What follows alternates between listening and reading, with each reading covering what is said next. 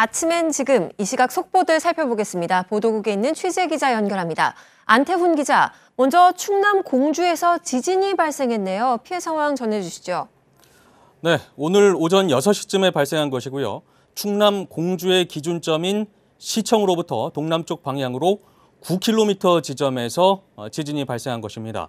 화면으로 국가 지진 종합 정보 시스템 보고 계신데 이 별표로 표시된 지점, 이 지점에서 지진이 발생한 것이고요. 규모는 2.1로 나타났고 발생 깊이는 18km입니다. 기상청 관계자는 지진의 규모가 비교적 작은 편이어서 규모가 약한 편이어서 피해는 없을 것으로 예상된다고 말했고요. 또 현재까지 접수된 피해도 없는 것으로 전해지고 있습니다. 이어서 북한이 최근 발사한 화성 12형 관련 소식입니다.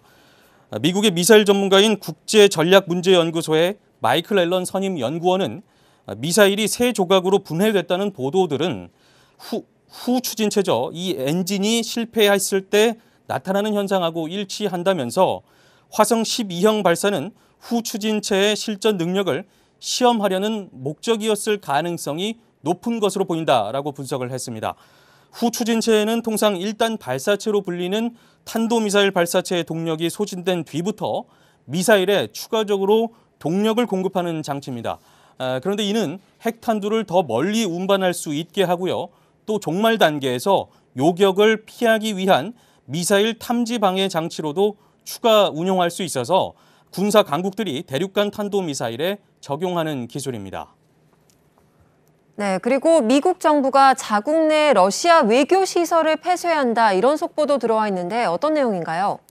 네, 미국의 국무부가 조금 전에 성명을 통해서 발표한 내용입니다. 어떤 내용이냐면 샌프란시스코 주재 러시아 총영사관, 또 워싱턴 DC 대사관 부속 건물, 이어서 뉴욕 영사관 부속 건물 등 세 곳을 현지 시간으로 2일인 내일부터 폐쇄한다는 것입니다.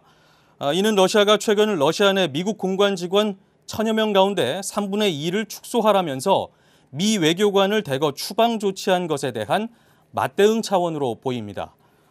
끝으로 화재 속보입니다. 오늘 새벽 1시쯤에 충남 천안에 있는 한 물류센터에서 불이 났습니다. 1시간 30분 만에 불은 진화됐습니다만 이로 인해서 물류센터에 있던 선박 엔진과 배 부속품 등 2천여 제곱미터가 타서 소방서 추산 5억 원가량의 피해가 발생했습니다. 경찰과 소방당국은 방화 가능성이 높은 것으로 보고 추가적인 조사에 들어갔습니다. 네, 지금까지 보도국에서 전해드렸습니다.